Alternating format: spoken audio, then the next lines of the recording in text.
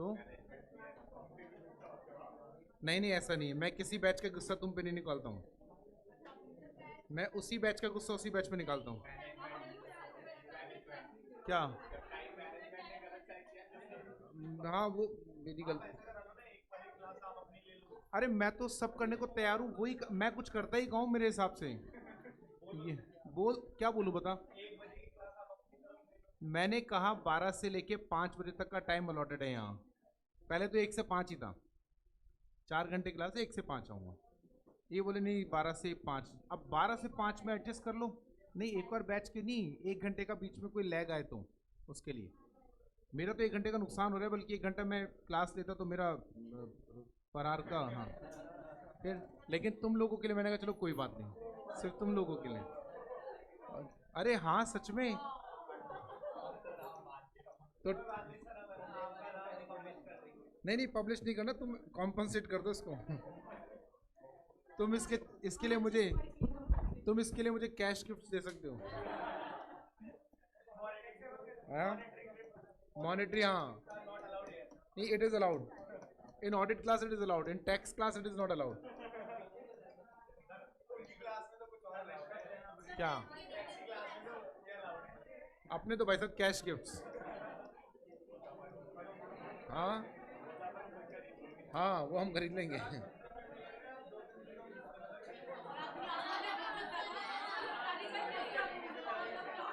बस अब तुम मुझे मौका दे रहे हो गुस्सा करने का।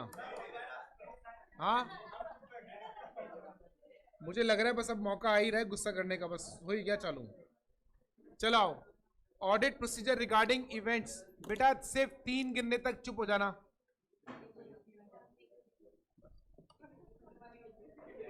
Audit procedure regarding events occurring between the date of financial statements and the date of auditor's report. ये subsequent event A and B के लिए है, ठीक है, इसमें दोनों आ गए। subsequent event A भी आ गया और B भी आ गया, ठीक है। क्यों? क्योंकि दोनों का प्रोसेस सेम ही है।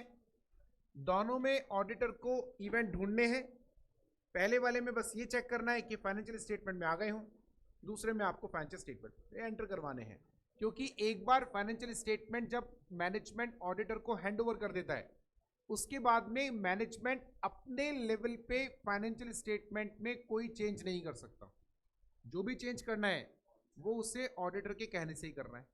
और उधर से ऑडिटर का हाल देखो, ऑडिटर अपने आप फाइनेंशियल स्टेटमेंट में चेंज नहीं कर सकता। यानी ऑडिटर को चेंज करना है ना, तो उसको मैनेजमेंट को बोलना पड़ेगा। दोनों की मजबूरियां हैं जी, दोनों एक साथ चलेंगे, है ना। हाँ अब क्या प्रोसीजर है देखो।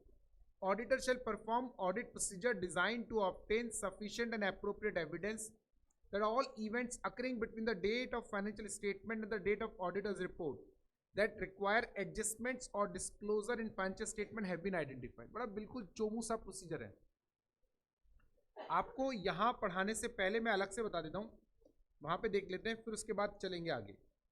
जो subsequent event A and B है,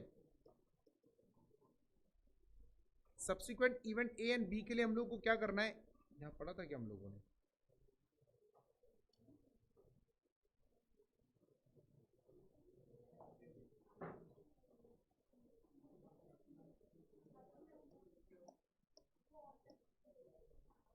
जो subsequent event A and B है,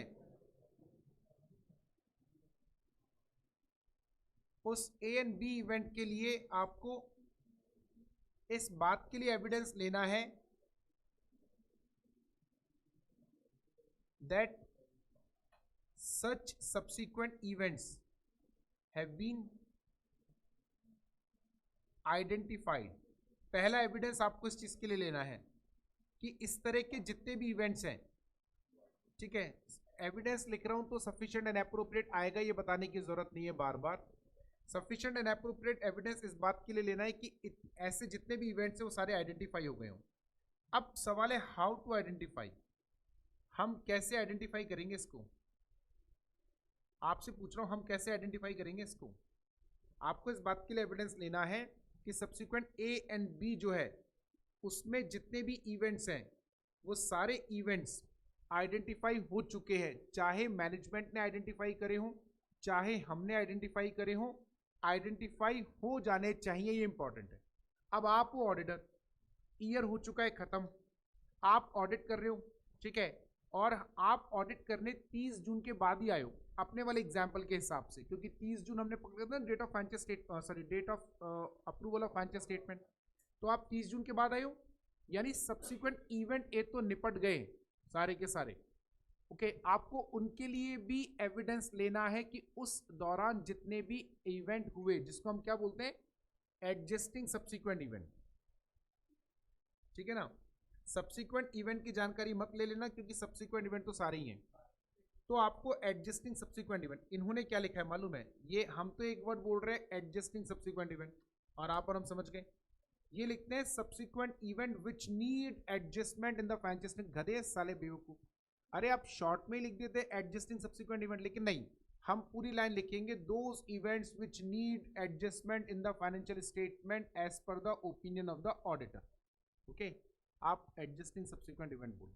हम बोल रहे हैं कैसे पता चलेगा, आप 30 जून को आए हो और सब्सिक्वेंट इवेंट ए हो चुके, बी वाले भी होने बाकी हैं, चलो बी वाले तो हम फिर भी मालूम कर लेंगे, 3 महीने में यही रहूंगा तो मैं मालूम कर लूंगा, लेकिन वो भी आप कैसे मालूम करोगे, आप दिन भर थोड़ी ना वहां पड़े रहोगे।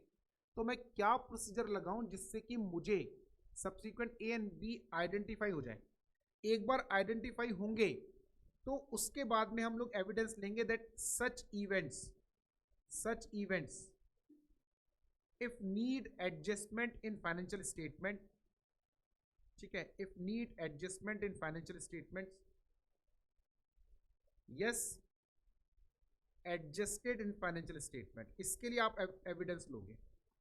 यानी अगर आपको इस तरह के कोई इवेंट आइडेंटिफाई हुए और उनको फाइनेंशियल स्टेटमेंट में एडजस्टमेंट रिक्वायर्ड है, हाँ रिक्वायर्ड है तभी तो एडजस्टिंग है, तो मुझे अब इस बात का एविडेंस लेना है कि they have been adjusted in financial statement, या तो पहले ही हो चुके या तो मेरे कहने पर हो चुके। एविडेंस तो लेना पड़ेगा ना, कल को आपसे कोई पूछ लेगा कि तेरे को जब पता था ये 5 सब्सिक्वेंट इवेंट एडजस्टिंग है तो इनको फाइनेंशियल स्टेटमेंट में एडजस्ट करा या नहीं करा, इस बात का सबूत है तेरे पास।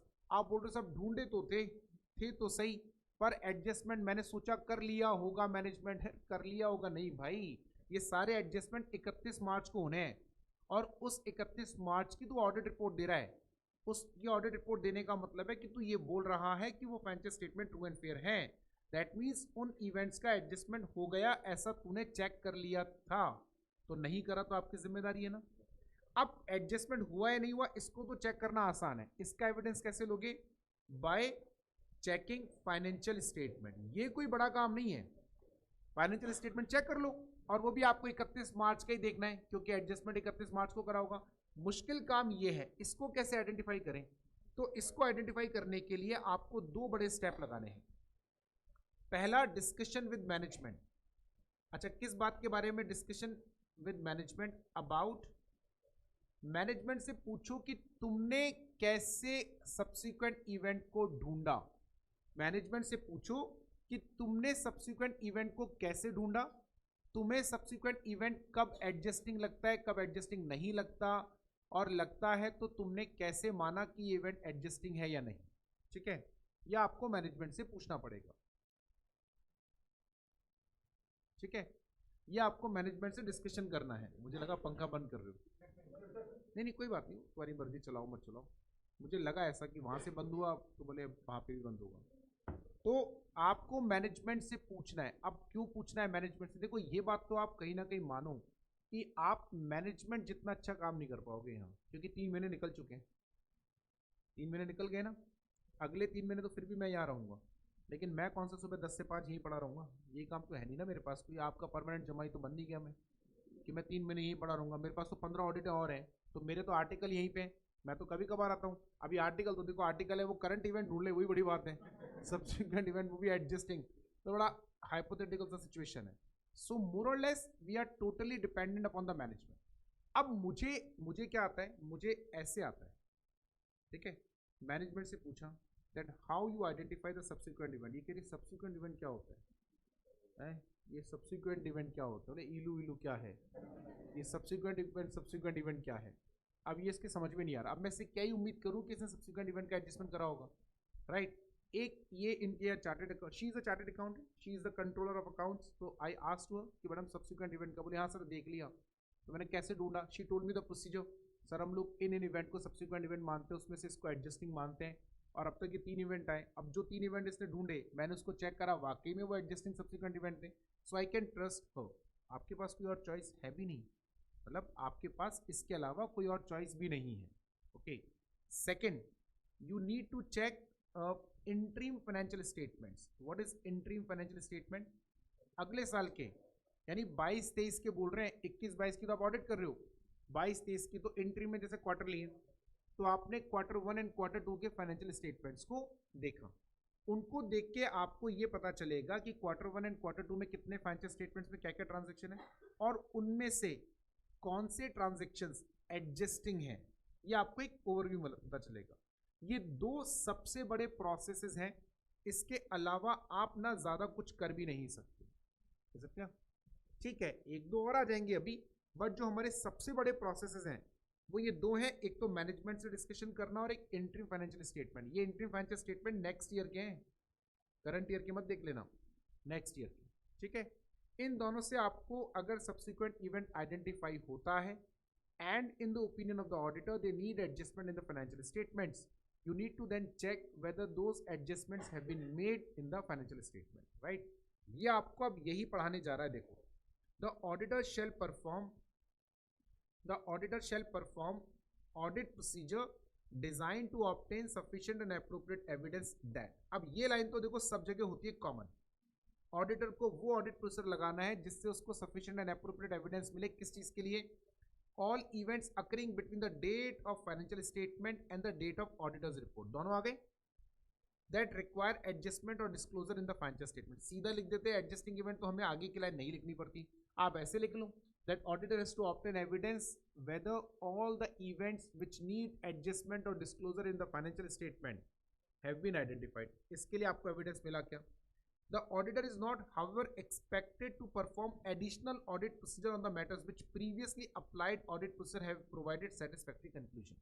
यदि आपने अपनी पूरी ऑडिट कर ली, चूंकि हम लोग सब्सिक्वेंट इवेंट, ये वाला जो स्टैंडर्ड है ये पूरी ऑडिट होने के बाद लगाते हैं, यानी आपने 21-22 के सारे ट्रांजेक्शन चेक कर लिए जितने आपको चेक करने थे, हो गई पूरी ऑडिट, कंप्लीट हो गया, अब जाकर आप सब्सिक्वेंट इवेंट ढूंढो, क्योंकि इनका पिछले साल के ट्रांजेक्शन से तो कोई लेना देना है ही नहीं, 31 मार्च से तो लेना देना है, उससे पीछे का तो कोई लेना देना है नहीं ना, तो आप अपनी पूरी ऑडिट निपटा लो, सब कुछ कंप्लीट हो गया तब हम लगाते हैं। अब मान लो जो आपने 21-22 के ट्रांजैक्शन चेक करते समय कोई ऑडिट प्रोसीजर लगाया था और उसमें कोई सब्सिक्वेंट इवेंट चेक हो गया, बहुत अच्छी बात, उसमें आपको कुछ नहीं करना, आपको उसके लिए दोबारा कोई एडिशनल ऑडिट प्रोसीजर नहीं लगाना है, जो आगे के इवेंट्स हैं उन्हीं के लिए लगाना है, तो हम उसके लिए लगाते भी नहीं, आप नहीं लिखते तो भी नहीं लगाते, हम ये वाला लगा लें, यही बड़ी बात है।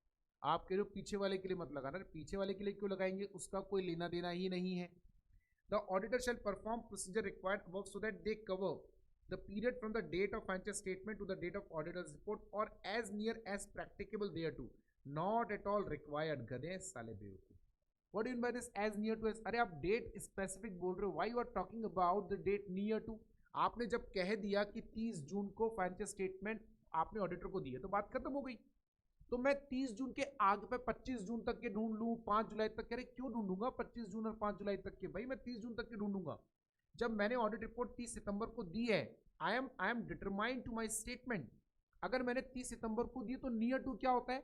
क्या आप 25 सितंबर तक के ढूंढोगे क्या, या 5 अक्टूबर के ढूंढोगे क्या? अरे 5 अक्टूबर के कैसे ढूंढूंगा, जब मैं ऑडिट रिपोर्ट 30 सितंबर को दे रहा हूं तो मैं 1-2 की, तो ऑडिट रिपोर्ट का मतलब क्या रहा? फिर जो हम लोग ऐसे 700 में डेट ऑफ ऑडिट रिपोर्ट पढ़ते हैं उसका तो कोई लिंक ही नहीं रहा, उसका तो कोई सेंस ही नहीं रहा ना, तो वो नहीं करना है आपको, आपको जो एग्जैक्ट डेट है वहां तक का लेना है। अगर आपका 30 सितंबर को ऑडिट रिपोर्ट है ना, तो आप 30 सितंबर तक के सारे इवेंट लेंगे ही, और इसमें कोई भी अगर एडजस्टिंग सब्सिक्वेंट इवेंट है तो वो आएगा ही।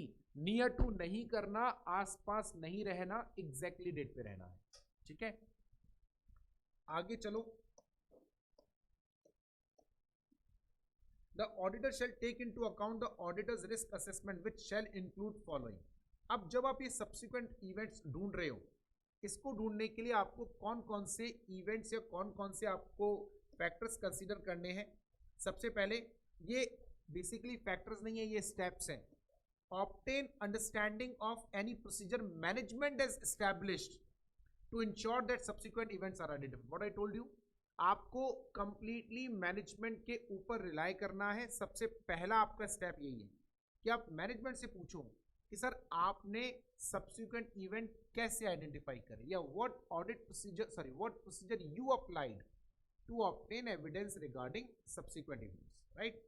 Second, inquiry of the management and where appropriate those charge with governance whether any subsequent event have occurred which might affect। अब देखो ये एक का नहीं, ये अलग नहीं है, एक का ही पार्ट है। अभी मैनेजमेंट से पूछ रहा हूँ तुमने क्या प्रोसेसर लगाया, तो ये भी तो पूछूंगा कि प्रोसेसर लगाकर कोई सब्सिक्वेंट इवेंट मिला क्या। ये एक ही इसी का ही पार्ट है, ये अलग स्टेप नहीं है। अलग स्टेप तो ये दोनों है नीचे वाले। ये एक ही स्टेप है कि मैनेजमेंट से ये पूछो कि क्या आपने प्रोसीजर लगाया सब्सिक्वेंट इवेंट को ढूंढने के लिए।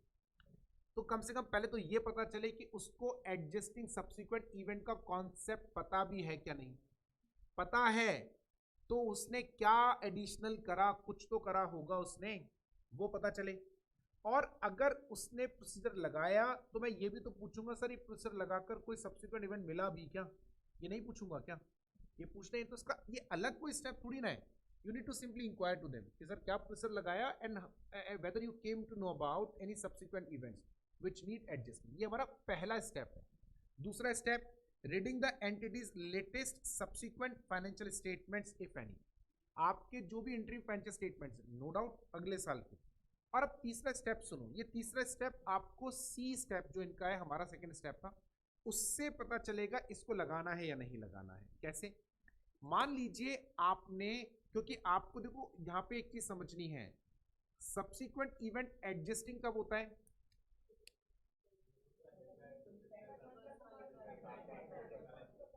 राइट, समझ में आ गया।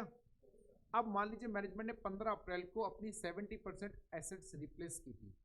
Is it a subsequent event और is it a adjusting subsequent event और नॉट? 15, मैं कुछ नहीं बताऊंगा, मेरे से आप फर्दर इंफॉर्मेशन नहीं मांगोगे, ये आपको बताना। आप मेरे से सवाल नहीं पूछ सकते आप। मैंने बोला 15 अप्रैल 2022 को मैनेजमेंट ने अपनी 70% एसेट्स रिप्लेस कर दी। फिक्स्ड एसेट्स, चलो मशीनरी कर देते हैं, थोड़ा सा और कम कर देते हैं। 70% of the machines have been replaced. अब ये सब्सिक्वेंट इवेंट है। मैनेजमेंट से पूछा मैंने, फॉर एग्जांपल दोनों केस लेते हैं, मैंने मैनेजमेंट से पूछा तो मैनेजमेंट ने बताया हाँ सर एक सब्सिक्वेंट इवेंट है, हमने 15 अप्रैल को अपनी एसेट्स रिप्लेस करी, 70% मशीन रिप्लेस करी, और वो बोल रहा है एडजस्टिंग है। तो क्या मैं मान लूँ वो एडजस्टिंग है?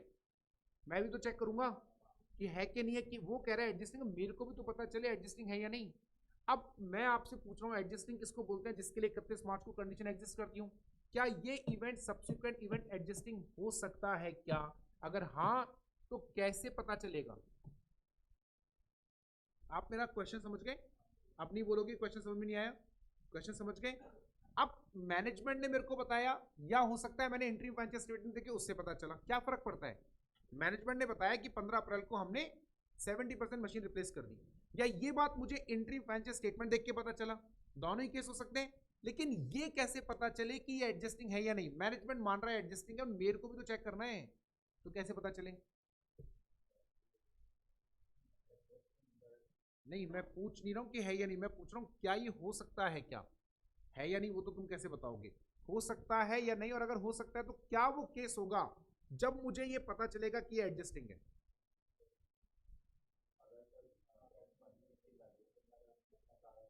पागल है क्या यार? डिफरेंस तो आएगा ही ना। 15 अप्रैल को एसेट्स खरीदे तो डिफरेंस तो आएगा ही। डिफरेंस कैसे नहीं आएगा? 31 मार्च को थोड़ी ना खरीदी आपने।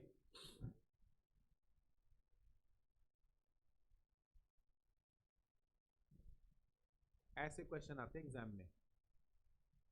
अगर बोर्ड मीटिंग के मिनट्स पढ़ो, यदि 31 मार्च से पहले बोर्ड मीटिंग में इस चीज के लिए रेजोल्यूशन पास हो गया था कि हाँ हम लोग अपकमिंग एसेट्स को रिप्लेस करेंगे, then it is a subsequent event which is adjusting, right.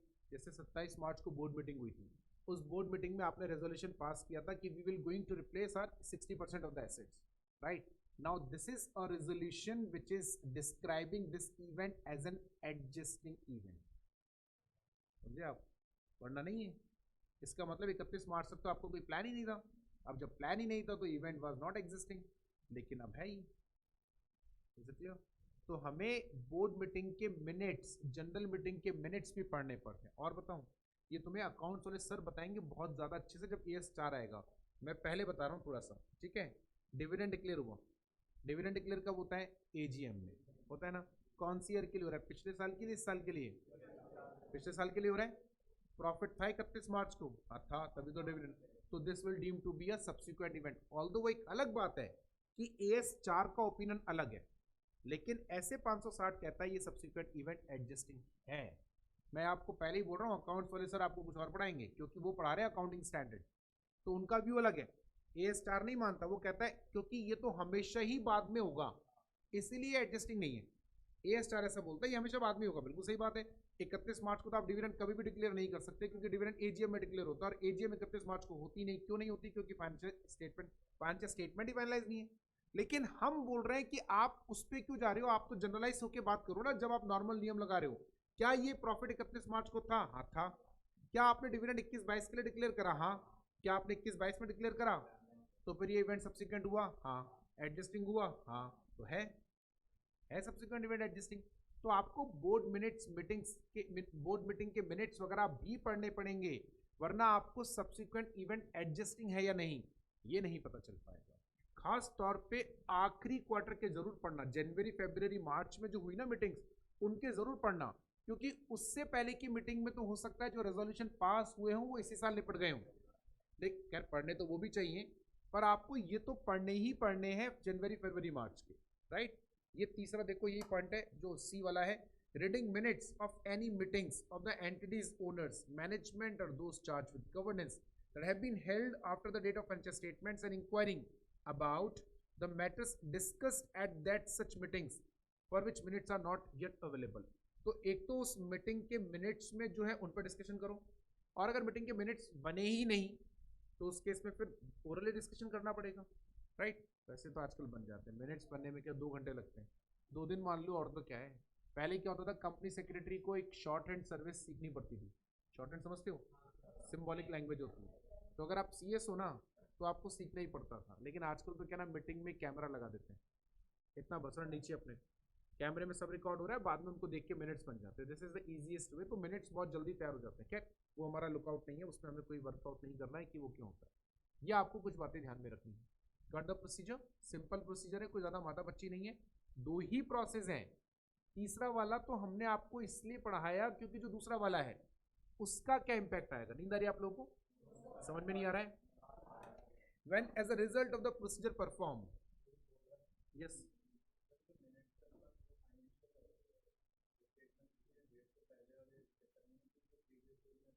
तो वही चेक करने के लिए बोल रहा हूँ। अरे वो तो इसलिए क्योंकि कोई डिसीजन वगैरह बाद में हुआ है तो पता चलेगा, पहले के तो देखना ही है। जो मिनट इवेंट के बारे में कैसे पता चलेगा? इवेंट के बारे में एडजस्टिंग है यानी उसके लिए पहले देखने के लिए बोल रहा हूँ, बट इवेंट का पता करना है तो वो तो बात का भी देखना पड़ेगा ना। When as a result of the procedure performed as required। अच्छा, अब ये प्रोसीजर लगा के, ये जो आपने लगाया A, C और D, इसको लगाकर 2 बातें होंगी। या तो आपको एडजस्टिंग सब्सिक्वेंट इवेंट मिलेगा या तो नहीं मिलेगा। नहीं मिला तो बहुत बढ़िया, मिला तो नहीं, ये चेक करो हुआ नहीं हुआ adjustment. When as a result of procedure performed is required above, the auditor identifies events that require adjustment or disclosure in financial statement. Auditor shall determine whether each such event is appropriately reflected। आपको ये check करना है कि वो financial statement में आ गया हो।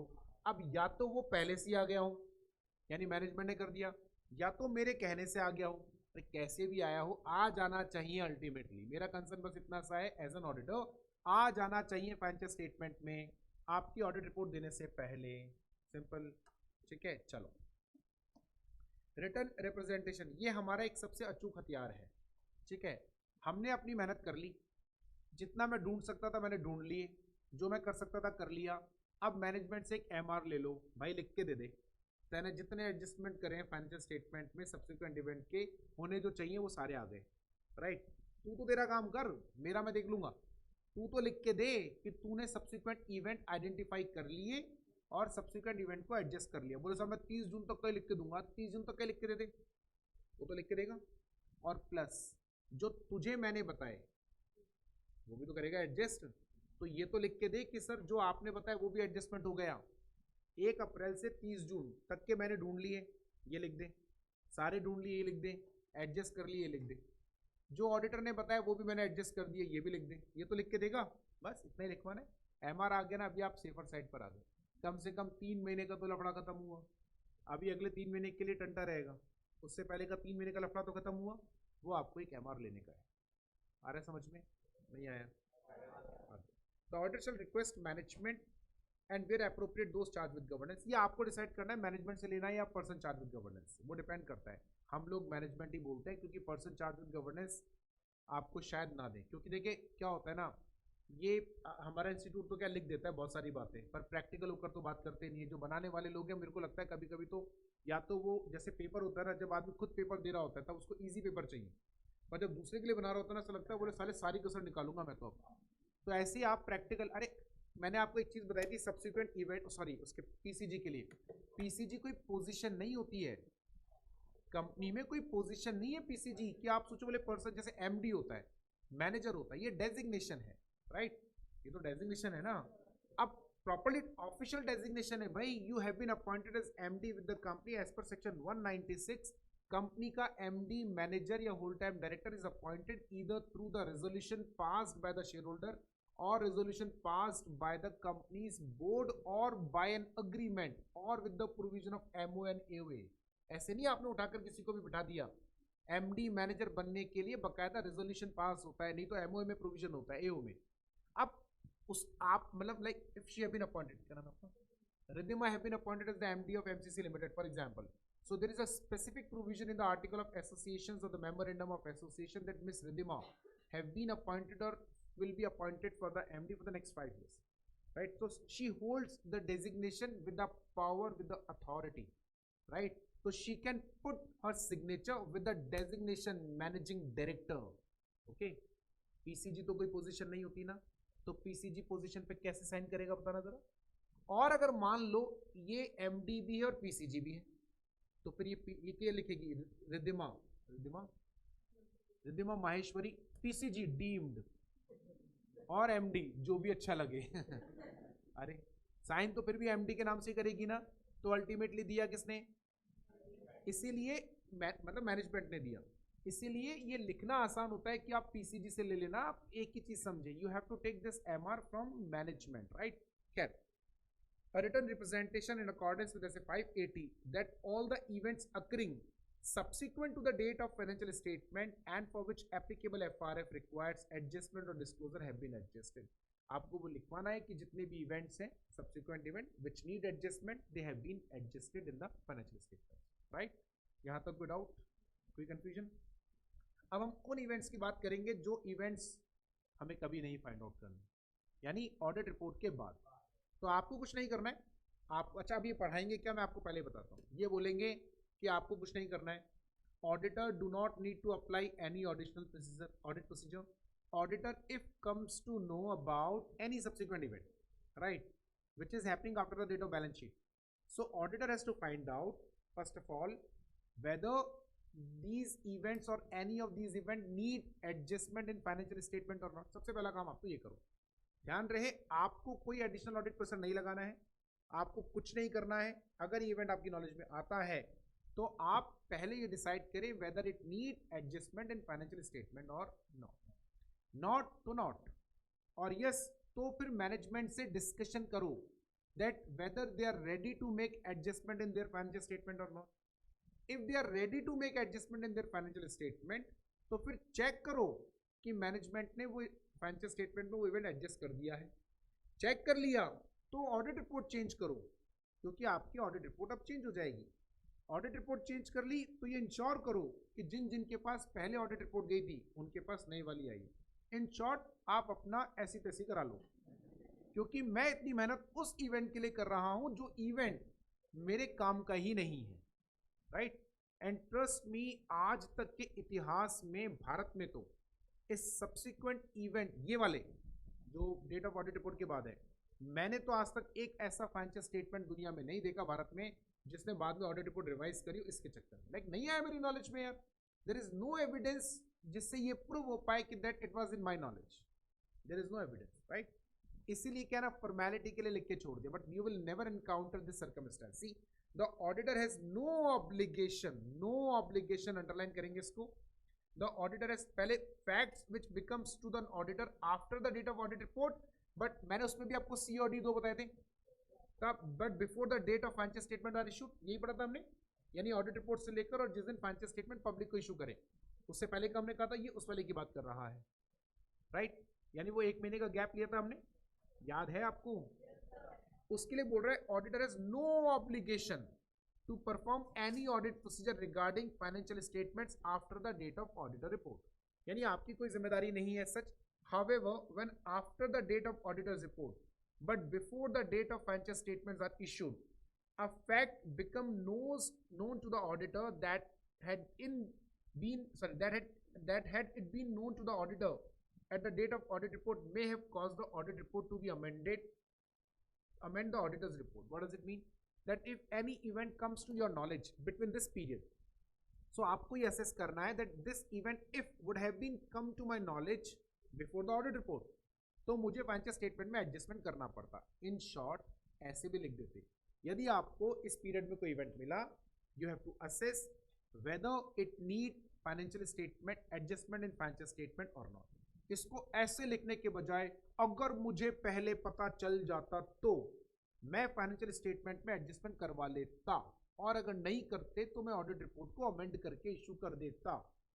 तो ये लिख दो ना कि ये एडजस्टिंग इवेंट है या नहीं है।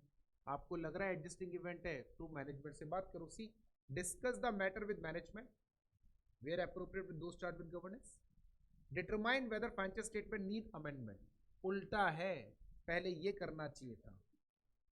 मैनेजमेंट बताएगा आपको कि फाइनेंशियल स्टेटमेंट में एडजस्टमेंट, आप चार्टेड अकाउंटेंट हो और आप मैनेजमेंट से डिस्कस करके ये डिसाइड कर रहे हो कि इसका फाइनेंशियल स्टेटमेंट में एडजस्टमेंट रिक्वायर्ड है या नहीं। अरे आप पहले ये डिसाइड करो कि ये इवेंट का, अगर ये इवेंट को फाइनेंशियल स्टेटमेंट में एडजस्ट करना ही नहीं है, रिक्वायर्ड ही नहीं है, तो मैं काहे के लिए इतनी माथा बच्ची करूंगा, मैनेजमेंट के पास जाऊं, डिस्कस करूं, लफड़ा ही खत्म।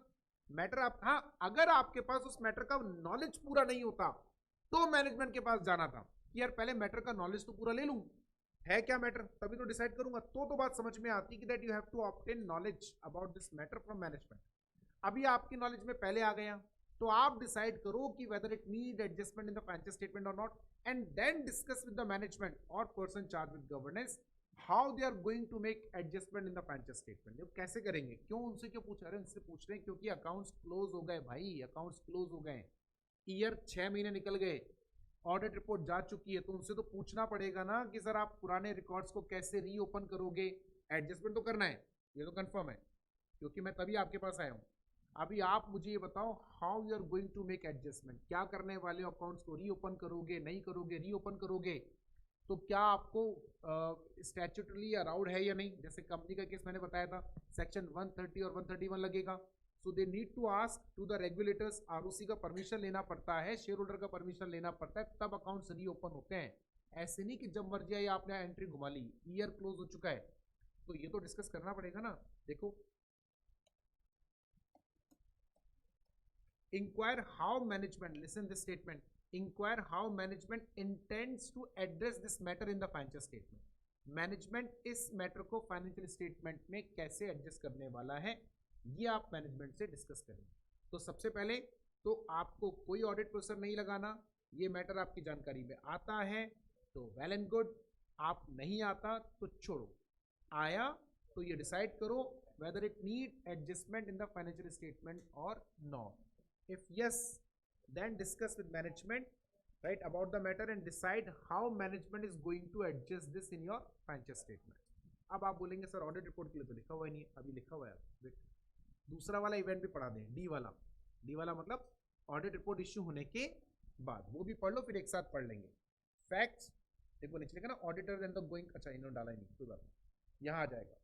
Facts which become known to the auditor after the financial statements have been issued, after the financial statement have been issued the auditor has no, same ही चीज है, कुछ भी नया नहीं मिलेगा आपको, बिल्कुल डिट्टो सेम है। गधे साले बेवकूफ, ऊपर वाले के लिए ए और बी एक साथ बना दिया तो सी और डी के लिए भी एक साथ ही बना देते, पर नहीं, आप दो बार कैसे पढ़ते, वरना after the financial statement have been issued the auditor has no obligation to perform any audit procedure regarding such financial statements.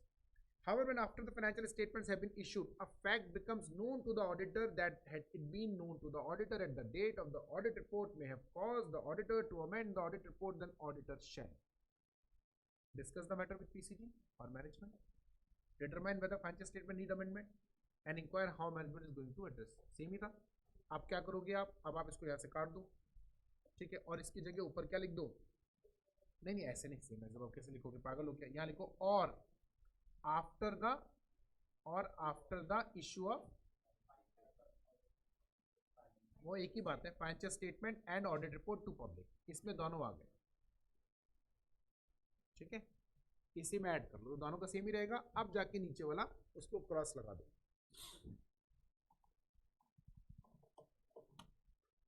ठीक है, हो गया. चलें आगे. अच्छा, अब आपको लिखना है कुछ, यहां लिखो, ये तो काट दिया आपने.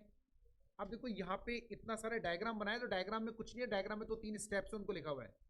यहां लिखो स्टेप नंबर डी, लिखो फटाफट से, पॉइंट नंबर डी लिखो, ऑडिटर शेल अमेंड. ये आपको कहां पढ़ना था, ये पढ़ना है चैप्टर नंबर 11 में SS 700, तो हम लोग यहीं पे लिख रहे हैं. आप वहां जाके तो दोबारा आओगे नहीं, यहीं लिखो, the auditor shall decide whether, the auditor shall decide whether audit report need any amendments. The auditor shall decide whether the audit report need any amendment. Due to such adjustments,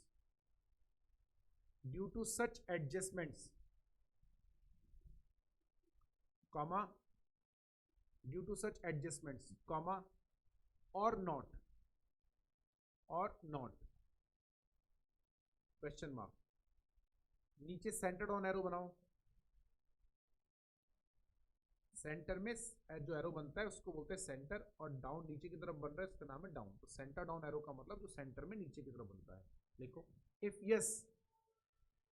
if yes then auditor shall, if yes then auditor shall issue, the auditor shall issue the amended audit report, the auditor shall issue the amended audit report, the auditor shall issue amended report, amended audit report, right. तो ये हमारा ऐसे 560 था छोटा सा. Online वाले बच्चों को कोई डाउट हो तो बता दें.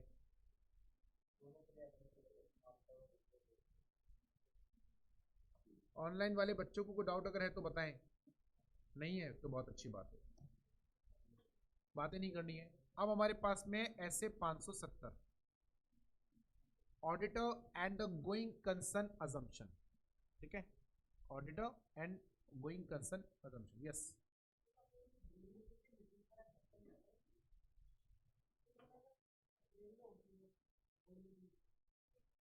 बोलते जाओ, मैं कान से सुनता हूँ. पूछ रहे हो, बता रहे हो, मैं कह रहा हूँ आप ये पूछ रहे हो या बता रहे हो मेरे को कि होगी नहीं क्या, आपके हिसाब से क्या होना चाहिए, तो बात खत्म. आपका हिसाब गलत थोड़ी हो सकता है कोई. अरे वो 15 अप्रैल की मिड है और 7 अप्रैल को आपने रेजोल्यूशन पास करा, तो उसके लिए कंडीशन एग्जिस्ट कर रही थी क्या, नहीं. लेकिन आपको सवाल ये नहीं पूछना चाहिए था. अब पहले आप पूरा कर लो.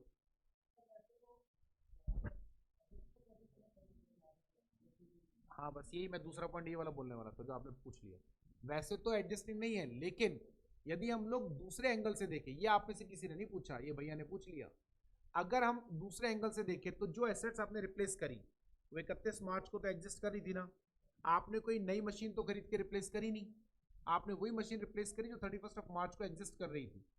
अब चूंकि वो मशीन अगर 31 मार्च को एग्जिस्ट कर रही थी तो उसके हिसाब से it is also an adjusting event, right. It is also an adjusting event. यदि आपने 31 मार्च के एसेट्स को चेंज करा, लेकिन प्रॉब्लम ये है कि ऐसे तो फिर हम कभी भी सेल करेंगे, हमेशा आप एडजस्टिंग मानोगे, फिर तो सेल तो कभी भी कर सकते हैं ना. और अभी जो हम इवेंट पढ़कर आए वो सारे इवेंट तो मैंने आपको परसों ही एक बात कही थी कि एबनॉर्मल है या नहीं, ये देख लेना. आप भूल गए इस बात को, याद आया. सेल करना एसेट को इज नथिंग लाइक एबनॉर्मल. हाँ ये नॉन रेकरिंग हो सकता है लेकिन एबनॉर्मल नहीं होता। नॉन रेकरिंग हो सकता है और हर नॉन रेकरिंग ट्रांजेक्शन एबनॉर्मल नहीं होता। ये बोला था ना मैंने आपको, इसीलिए वो वाला केस नहीं लिया, क्योंकि अगर इस हिसाब से लूंगा तो मैं तो कभी भी एसेट बेचूं हमेशा ही सब्सिक्वेंट इवेंट आएगा। समझ गए? चलें आगे। Anything else? यस भैया खड़े होके पूछना पड़ेगा, सुनाई नहीं देगा यहां तक वरना।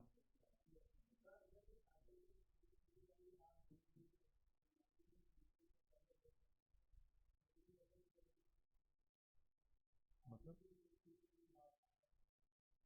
वो तो रीओपन होंगे ना, बताया ना सेक्शन 130 और 131 का प्रोविजन देखना पड़ेगा। अरे देखो आप समझो क्या होता है ना, मेरी या आपकी चाहत क्या है, इन पर नहीं फाइनेंशियल स्टेटमेंट बेटा अमेंड होते, स्टैट्यूटरी प्रोविजंस पर होते हैं। आप क्या चाहते हो इस पे चर्चा नहीं चल रही कि मैनेजमेंट कर हमारा मन नहीं करता, मेरा दिल नहीं मानता। नहीं मैं आपकी बात का सवाल कर रहा हूं। मैनेजमेंट का इंटेंशन से मतलब ये है कि whether management is an option to revise और नॉट। फॉर एग्जांपल जैसे कंपनी में मैंने बोला, कंपनी में मैनेजमेंट का वैसा वाला इंटेंशन नहीं, यहाँ पे इंटेंशन से बात चल रही है वेदर इट इज अलाउड और not. Like if I am telling to company amend करना पड़ेगा, कंपनी के लिए अमेंड करना पड़ेगा मतलब हम तो कर लेंगे अमेंड, सेक्शन 130 थोड़ी ना अमेंड कर देंगे। अब कंपनी के पास चॉइस है नहीं। For example section 130 do not allow unless it is permitted by the ROC or any regulatory authority, right? So now management's intention is not to revise. That does not mean that management itself is not planning to revise. Management is not able to revise due to the statutory limitations. So the word intention here has been used in this context, right? But if it is of a financial statement of a partnership firm, तो आप कर सकते हो revise. क्यों? क्योंकि किसी regulator के पास नहीं जाते, पॉइंट नंबर वन। सेकंड, कोई आउटसाइडर्स नहीं है, आपने किसी शेयर होल्डर्स को तो दिए नहीं, सो आई डोंट नीड, तो I can revise. Like management के पार्ट में बोल रहे हैं, management can revise. Proprietary firm के you can unless the same have been submitted to the income tax authorities. अगर वहां पे क्योंकि रिटर्न भरा आपने 3CD फॉर्म के साथ भेज दिया, यू कांट रिवाइज। तो ये देखना पड़ेगा ना, यहाँ पे इंटेंशन वर्ड उस कॉन्टेक्स्ट में यूज किया गया है।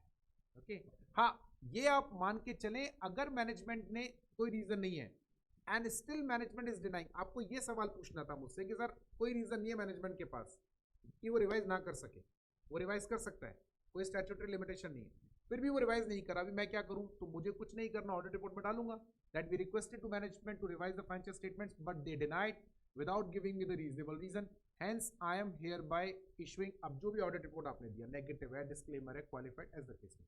ठीक है, और बताएं। Yes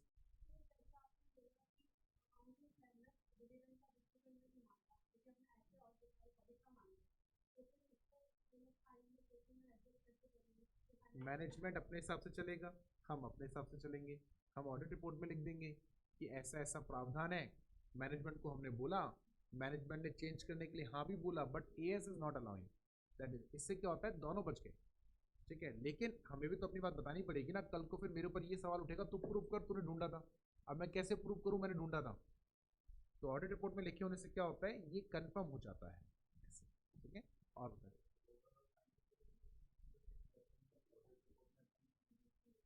food just a minute, एक बार कई लोग क्या है थोड़ा सा कुछ महत्वपूर्ण बातों में व्यस्त हैं, अपन तो उनको कर लेने थे फिर अपन करते तो चलता रहेगा ये, वो उनको नहीं डिस्टर्ब कर सकते समझो। हाँ प्लीज यू कैरी ऑन। अरे चुप हो गए, अरे हमने तो आपके लिए क्लास रखवा दी यार। हाँ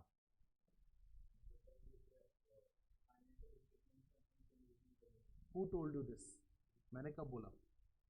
और जब तक फाइनेंशियल स्टेटमेंट में चेंज नहीं होगा, कौन इनके वाले केस के लिए बोल रहे हो क्या आप? हाँ फिर ठीक है, मेरे को लगा आप जनरली पूछ रहे हो, इनके केस के लिए बोल रहे हो। हाँ ठीक है, तो नहीं करेंगे फाइनेंशियल स्टेटमेंट में चेंज, मत करो। अरे तो मैं ऑडिट रिपोर्ट में यही तो लिख रहा हूँ कि मैंने इवेंट मैनेजमेंट को बताया, मैनेजमेंट ने चेंज नहीं करा क्योंकि ये रीजन था, तो मेरे को डिस्क्लोज तो करना पड़ेगा। ऑडिट रिपोर्ट में बताना तो पड़ेगा कि मैंने मैनेजमेंट को बताया था और उसने चेंज क्यों नहीं करा, क्योंकि अगर ये नहीं बताऊंगा तो मैनेजमेंट के ऊपर एलिगेशन लगेगा। तो उसको भी तो इसमें ऑडिट रिपोर्ट में चेंज कर दिया ना मैंने, चेंज का मतलब मैंने नेगेटिव ओपिनियन दिया, यही नहीं होता। हाँ डिस्क्लोज कर दिया सारा आपने। और बताएं, चले आगे। गुड, चलिए ऐसे 570 है गोइंग कंसर्न। वैसे तो मेरे हिसाब से गोइंग कंसर्न वर्ड मतलब ऐसे नहीं, गोइंग कंसर्न तो सबको आता होगा अच्छे से। चलो एक जना खड़े होकर कोई बता दो मुझे, वॉलंटरली कोई भी हाथ खड़ा करके बता दो, पीछे से बताना क्योंकि आगे वाले तो जवाब देते ही रहते हैं, पीछे वाले जो एकदम एकदम मरे से बैठे हैं। हाँ प्लीज, आप भी रहने दो यार, आप भी कई जवाब देते रहते हो यार। कोई ऐसा बच्चा जो कभी सवाल भी नहीं पूछता, कभी जवाब भी नहीं देता, वो बोले सत्यनारायण की कथा चल रही है। तो एक बार तो जय श्री राम बोल दो। कोई भी एक जना बोल दो खड़े होकर, पीछे पीछे लास्ट से। हाँ आप बता दें। करेक्ट। तो इसका इम्पैक्ट क्या है? बिजनेस कंटिन्यू होगा, ठीक है। इसका इम्पैक्ट, लाइक हम अकाउंट्स में यूज कर रहे हैं, तो कोई रीजन होगा तभी यूज कर रहे हैं, तो इसका यूज क्या है?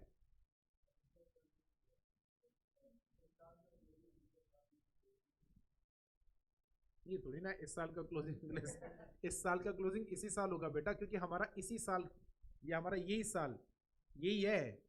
अगला साल तो अगला हो गया, ये साल हमारा 1 अप्रैल से 31 मार्च तक चलता है, तो आप कैलेंडर ईयर की तो बात ही मत करो ना। ये अपन कैलेंडर ईयर थोड़ी ना लेके बैठे हैं जो अपन ये बोले कि 2022 2023 में खत्म होगा। हमारा तो ईयर ही क्या है, अप्रैल से मार्च, है ना। फिर ये थोड़ी ना यूज है। हाँ, हमारे पार्टनर बताएंगे जरा। हाँ, ये खड़े हुए, मैं इनसे कह रहा हूँ हमारे पार्टनर बताएंगे। हम्म।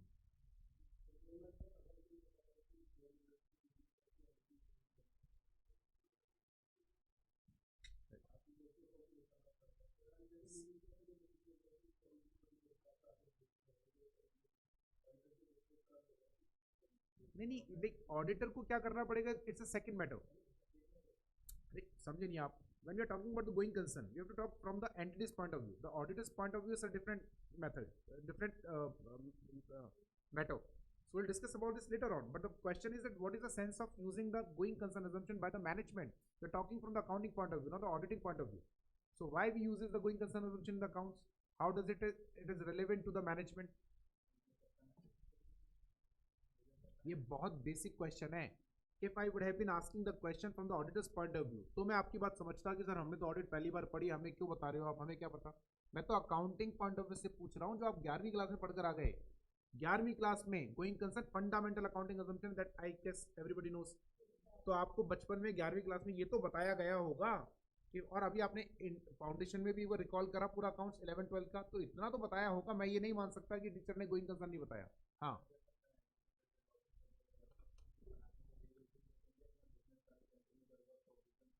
So you mean to say only for the purpose of anticipation of the losses or expected losses, we are using this going concern assumption. That is for charging depreciation. Good. It is an impact, but क्यों depreciation क्यों charge करना है? See, going concern assumption indicates that your business will continue in the long run. ये आप सबको पता है। यदि हम गोइंग कंसर्न assumption यूज ना करें ना, तो जॉइंट वेंचर में और नॉर्मल एंटिटी में कोई फर्क ही नहीं रह जाएगा। Now you remember, recall the joint venture accounting. We don't prepare the accounts yearly. We prepare the accounts at the end of the entire joint venture. Like accounts means financial statement. This is the difference between the joint venture and the normal accounting. In the joint venture, we do the accounting, we finalize the accounts at the end of the joint venture. Correct? Let it complete. फिर एक साथ finalise करेंगे profitability है या नहीं। But in the case of an ordinary organisation, since we are expecting to have a long run in the business, so we need to calculate our profitability periodically, because we can't take the decision in the long run. मेरा business तो चलता रहेगा, तो मेरे को बीच बीच में ये मालूम तो करना पड़ेगा ना कि मेरे को प्रॉफिट हो रहा है, लॉस हो रहा है, so that I can take a decision whether to continue और नॉट। अभी बिजनेस मेरा चलता रहेगा 15 20 साल 25 साल, तो मुझे कैसे पता चलेगा कि दैट प्रॉफिटेबिलिटी है या नहीं।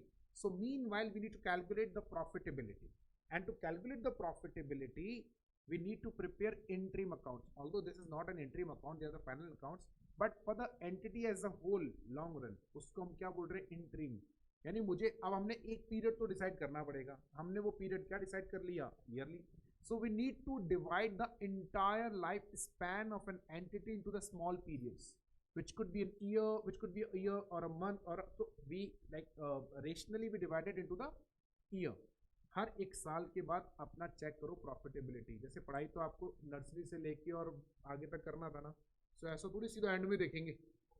रिपोर्ट कार्ड एंड में बनेगा, बोले जब तू बोलेगा ना आज मेरी पढ़ाई खत्म, अब नहीं पढ़ूंगा आगे, आज देखेंगे तूने क्या करा जीवन में। ऐसे तो नहीं करते ना। We need to periodically calculate, वरना कैसे पता चलता हम साइंस के लायक नहीं है या आर्ट्स हमारे लायक नहीं है। 10th के बेसिस पे पता चला ना। सोचो ना, अभी 10th नहीं होता तो तुम क्या पढ़े होते, अकाउंट साइंस बोले सब चल रहा है दमादम। इसीलिए पीरियडिकली निकालना जरूरी है। लेकिन अब इतनी सी बात की हम स्टैंडर्ड पढ़ रहे नहीं, बात कुछ और है।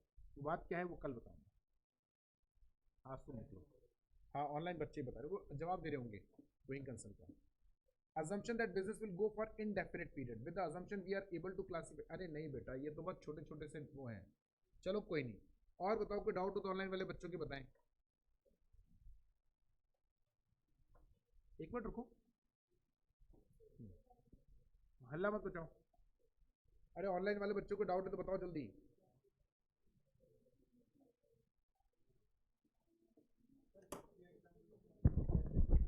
अभी